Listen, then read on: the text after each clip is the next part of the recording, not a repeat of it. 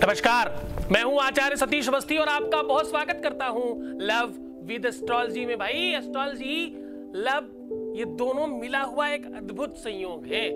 आपके लव में, आपके रिलेशनशिप में, आपकी पारिवारिक लाइफ में जहां पर एस्ट्रोलॉजिकल मदद से सब ठीक किया जाता हो, उसका नाम है लव विद एस्ट्रोलॉजी। आपके अपने जीवन में जहां समस्या है, जहां तकलीफ है, जो भी प्रॉब्लम है, उसे पूरी तरह से ठीक करने का नाम है लव विद एस्ट्रोलॉजी।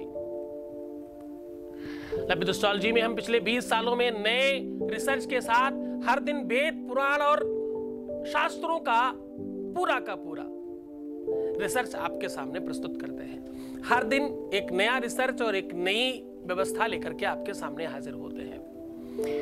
जीवन में सब कुछ बहुत अच्छा चल रहा हो तो हर किसी को अच्छा लगता है। लाइफ में तकलीफें कभी किसी को नहीं आए, ये हर कोई चाहता है।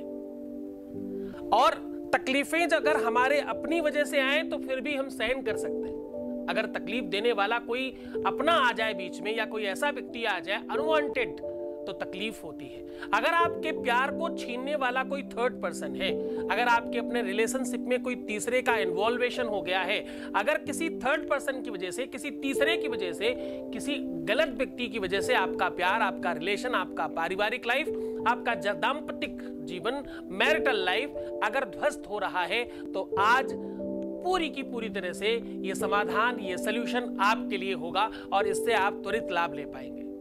यह सॉल्यूशन करते ही कुछ सेकंड्स में आपके अपने जीवन में परिवर्तन प्रारंभ हो जाएगा, क्योंकि ये बहुत सारे ग्रंथों का समूह मिला करके आपके सामने कुछ मिनटों का रिसर्च सामने प्रस्तुत कर रहा हूं। ये अपने आप में बहुत गहन अध्ययन के बाद निकाला गया है। ये कई हजार वर्षों की तपस्या का, साधना का बेसिक फल है जो आपको दिया जा रहा है आज। इसमें ना ही किसी सामग्री का आपको लोड लेना है, ना ही किसी भी प्रकार की कोई विधि विधान का आपको ज्ञान करना है। अगर आपका पति, आपकी पत्नी आपको छोड़ना चाहती है, अगर वो आपको तलाक देना चाहते हैं, अगर आपके साथ नहीं रहना चाहते, वर्षों का रिलेशनशिप अब छूटने की ओर चल पड़ा है, अगर कई वर्षों का रिलेशनशिप ध्वस्त हो गया है, तो ऐसी सारी की सारी कंडीशन में कोई थर्ड पर्सन का इन्वॉल्वेशन दिखता है। कभी कोई तंत्र मंत्र करा के, कभी कोई किया कराया करा के ये सब कुछ कर लेता है। आपको जानकर बहुत हैरानी होगी कि ये जितने भी मुल्ला मौलवी हैं, ये जितने भी फालतू के लोग हैं, इनका सिर्फ एक ही काम है कि ये यही सब करते हैं। ये सबसे ज्यादा थर्ड पर्सन को इन्वॉल्व करने का काम करते हैं। इनको और कुछ नहीं आता। ये सिर्फ बुरा कर सकते हैं, इन्हें खराब करना आता है। खराब करना बहुत आसान है, अच्छा करना बहुत मुश्किल है। किसी भी व्यक्ति को आप किसी भी रूप में देखें, किसी भी व्यक्ति को मान लीजिए चोट लग जाए, कहीं से कहीं जा रहा और उसके ऊपर पत्थर गिर जाए। पत्थर गिरना बहुत छोटा काम है, गिर जाए या कोई मार दे, 2 सेकंड का काम है, पर उस पत्थर के घाव को ठीक करने का शायद महीनों का काम होगा और बड़ी मेहनत का काम होगा, बड़ी सेवा भाव करनी पड़ेगी। तो ये काम ये सब लोग नहीं करते, ये तो आसान और सरल काम करने की ओर भागते हैं। तो सीधा आपसे निवेदन है कि ऐसे किसी भी मुल्ला मौलवी के चक्कर में नहीं पड़े, ऐसे किसी भी फालतू के तांत्रिक के चक्कर में नहीं पड़े, जिसकी वजह से आपका लाइफ अच्छा होने के बजाय और बुरा होने लग जाए। सावधान। अगर आपके जीवन में ऐसी कोई भी समस्या है तो आप उसका समाधान स्वयं कर सकते हैं। अगर इस प्रकार की कोई तकलीफ है तो आप अपने को बेहतर कर सकते हो ना। क्या ऐसा काम है जो तुम स्वयं नहीं कर सकते? क्या ऐसी चीज है जो तुम नहीं कर सकते? तुम्हारी फीलिंग है, तुम्हारा अटैचमेंट है, तुम्हारा लगाव है। जितना बेहतर तुम कर सकते हो दूसरा थोड़ी कर सकता।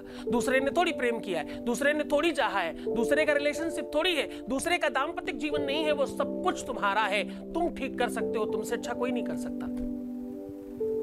जितना लगाओ, जितना अंदर से फीलिंग तुम्हारे पास है, वो किसी और के पास कहां होगी। और ध्यान रखना, इस कार्य को बहुत सहजता से किया जा सकता है, क्योंकि कभी कभी कुछ दुष्ट जन बीच में आके आपके रिलेशंस को खराब करते हैं। कभी कभी कोई थर्ड पर्सन इन्वॉल्व होके अपने लिए, और कभी कभी केवल और केवल आपको अलग करने के लिए। कितने सारे ऐसे लोग हैं जो आपका नाम खराब करके आपका रिलेशनशिप खराब कर देते हैं। हमारे पास ऐसे बहुत सारे फोन आते हैं कि भाई हमारी एक्स गर्लफ्रेंड ने फोन कर दिया हमारी गर्लफ्रेंड को कि भाई हमारे साथ पहले था ये, इस चक्कर में हमारा रिलेशन खराब हो गया। या हमारे एक्स फ्रेंड था केवल, वो बॉयफ्रेंड भी नहीं था, केवल फ्रेंड था, और उसने फोन कर दिया हमारे फ्रेंड को कि भाई ये पहले मेरे साथ थी, इस वजह से खराब हो गया।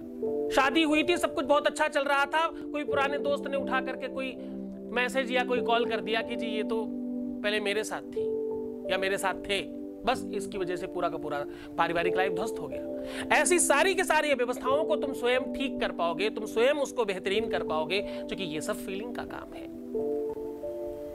बस ध्यान रहे आपके अंदर शुद्धता, सात्विकता, सच्चाई, ईमानदारी, श्रद्धा और विश्वास चाहिए। गुरु कृपा से ये सब कुछ संभव किया जा सकता है। मैं पिछले 20 सालों से एक ही चीज पर काम कर रहा हूं, वो सिर्फ इसलिए क्योंकि मुझे पता है दुनिया का सबसे बड़ा दर्द, सबसे बड़ी पीड़ा यही है कि कोई अपना हमसे दूर हो जाए, कोई अपना हमसे बात ना करे, कोई अपना हमारे साथ किसी भी तरह का कोई रिलेशन रखना नहीं चाहे। तो हम जिंदा तो होते हैं पर हमारे अंदर प्राण नहीं होते। हम चल फिर रहे होते हैं लेकिन हमें पता कुछ नहीं होता, हम नहीं होते। हमारी निजता, हमारी स्वयमेवता, हमारी अपनी अखंडता, हमारी सब कुछ चीजें नष्ट हो जाती है, हमें नहीं पता चलता हम क्या कर रहे हैं, क्यों कर रहे हैं। और ऐसी कंडीशन का लोग गलत फायदा उठाते हैं। सावधान, आप ठीक कर सकते हो इसे। भगवत कृपा से, परमात्मा की कृपा से ऐसा कुछ भी नहीं है जो नहीं संभव है। हमारे ऋषियों ने बहुत सारे ग्रंथ लिखे हैं, कई सारे तंत्र के ग्रंथ हैं, जिसमें से इंद्रजाल है, बृहस्पति तंत्र है, भैरव तंत्र है, अघोर तंत्र है, विद्युत तंत्र है। ऐसे कितने सारे ग्रंथ हैं जिसमें आप इसके बारे में लिखा, पढ़ा और रिसर्च करके रखा गया है। आप उसे निकालकर अपने जीवन को बेहतरीन कर सकते हो। उसका एक सलूशन आपके सामने साझा कर रहा हूं। एक बात बहुत ध्यान से समझना, जब तुम्हारा कोई भी रिलेशन, कोई भी चीज खराब हो तो उसमें आप जो उपाय करना शुरू कर देते हो तुरंत, वो नहीं करना। कौन सा उपाय करते हो पता है? जो तुम्हें मालूम भी नहीं कि तुम उपाय कर रहे हो और तुम्हें नहीं करना चाहिए। तुम बहुत दुखी हो जाते हो, तुम बहुत निराश, हताश, परेशान हो जाते हो। तुम पहले ये मान लेते हो कि अब ये ऐसा ही रहेगा, ठीक होगा ही नहीं। बस ये मान्यता इतनी तगड़ी है कि ठीक नहीं हो पाएगा। इस मान्यता को ध्वस्त करो, क्योंकि ये काम तुम कर सकते हो, कोई और नहीं कर सकता। तुमने कहीं ना कहीं ये मान लिया है कि अब ये ऐसा ही रहेगा। ये मान्यता तुमको भी नहीं मालूम। तुम्हारा डर, तुम्हारा भय और तुम्हारी ये मान्यता सब समाप्त कर देगी। मैं मानता हूं कि दुख में, तकलीफ में विवेक काम नहीं करता, ये कोई बड़ी बात नहीं है।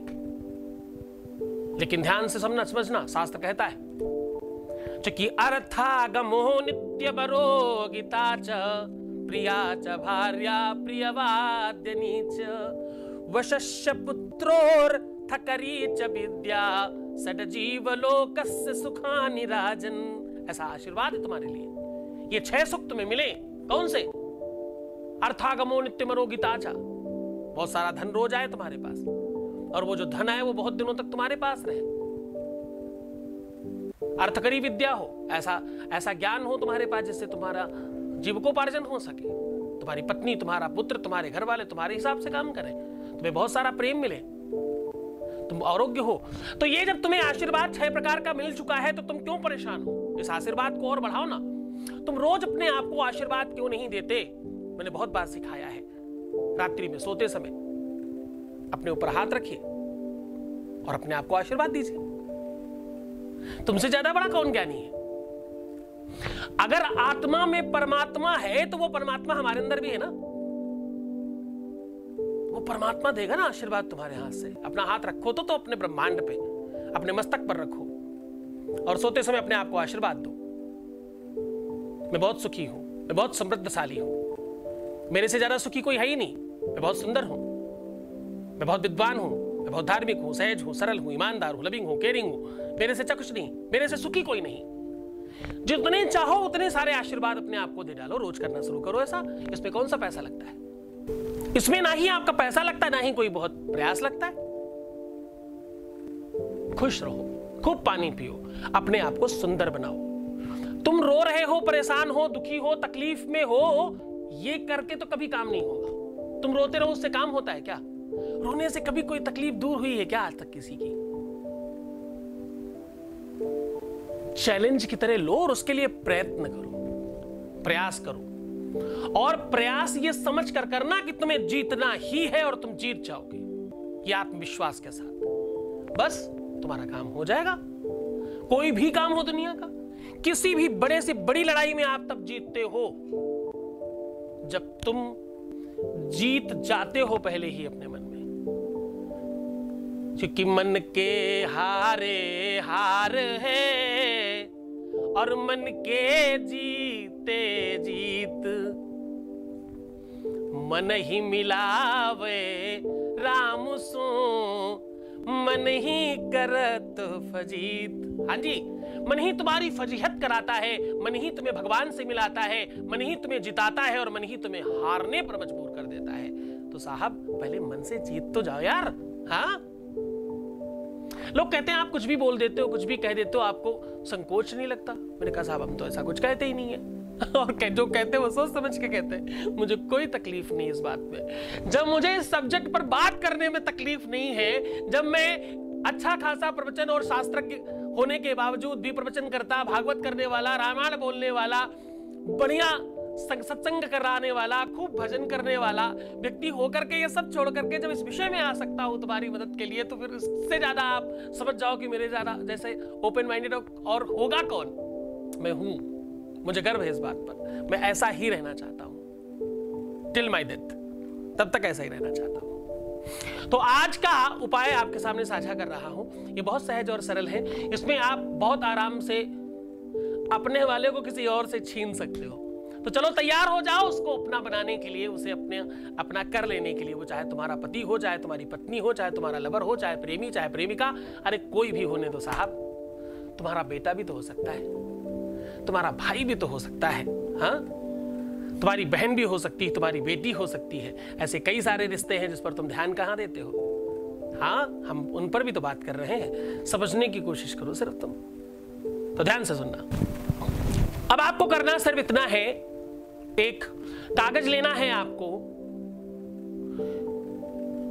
अंगूठा और ये वाली उंगली को ऐसे बनाओ, जितना मैक्सिमम खोल सकते हो उतना ही उसकी अपने अपने हाथ के हिसाब से ऐसा चौकोर बनाओ। इस उंगली को यहां से मोड़ो, अंगूठा यहां से मोड़ो, तो इसमें जितना आ जाए उतना बड़ा आपको, खूब अच्छे से खोलना, उतना बड़ा आपको कागज लेना है। हर व्यक्ति का अपना हाथ होगा, है ना। उस कागज पे ऊपर की ओर रोली लगाना है आधे में और आधे में सेम तरफ ही, हाँ, हाफ में रोली और हाफ में हल्दी नाप के बीच से मोड़ दीजिए, हाफ अपने आप पता चल जाएगा। आधे में रोली से रंग दीजिए, आधे में हल्दी से रंग दीजिए और ऐसा ही अपोजिट पीछे करिएगा। अब पीछे करते समय आपको करना यह है कि रोली के पीछे हल्दी लगाना और हल्दी के पीछे रोली लगाना है। आप समझ गए होंगे। इसको थोड़ा सूखने दीजिएगा। सूखने के बाद सिर्फ एक छोटी सी ट्रिक है जिसको आपको अपनाना है। सूखने के बाद उस कागज पर जिन दो लोगों को अलग करना है उनका नाम लिखना है। सूखने के बाद अब लिखना कैसे है? लिखना है किसी भी सुगंधित चीज से। ये दिखाई नहीं पड़ सकता है, कदाचित ऐसा हो सकता है किसी चीज की कलम बना करके, क्योंकि जब आप कागज पे कोई लगा के रखोगे तो वो फट सूखने के बाद वैसा हो रहा होगा ना, गिरेगा। जब आप उस पर कुछ लिखोगे तो वो छूटेगा वहां से ना। बहुत सावधानी से करना, कंप्लीट सूखने मत देना ताकि वो कलम चलाना आसान हो जाए, वरना तो तुम जब कलम चलाओगे तो सब निकल जाएगा। और जब हल्दी और वो लगाना तो बहुत गाढ़ा मत लगाना, गीला करके लगाना ताकि पेपर में एब्जॉर्ब हो जाए, पूरा तरह से पेपर खा जाए उसको, है ना। अब किसी भी चीज में भर करके किसी भी सुगंधित चीज से कर सकते हो। सही तरीका है कि आप केसर को खूब घिस के उसकी स्याही बना लें। सही तरीका जो है वास्तविक। केसर कोई बहुत बहुमूल्य वस्तु नहीं, आराम से मिलती, घरों में भी होती। हम लोग खीर इत्यादि में डालते हैं, बच्चों को दूध में डालकर पिलाने से उनको बीमारियां कम होती हैं। ऐसे कई सारे काम करते हैं हम लोग केसर से। तो केसर घर में होनी अच्छी चीज है। उसे घोल करके उसकी स्याही बना लें और दोनों का नाम लिखें जिनको अलग करना है जिनसे। अब करना यह है कि जिससे अलग करना है उसको ऊपर नाम लिखें और जिसको अलग करना है उसको नीचे लिखें। ऐसा दोनों तरफ करना है, इसलिए आपको जानने की जरूरत नहीं पड़ेगी कि हल्दी पे किसका नाम लिखें और रोली पे किसका नाम लिखें, क्योंकि जब आप दूसरी तरफ लिखोगे तो वो अपोजिट पड़ा होगा। आप समझ गए होंगे मेरी बात को।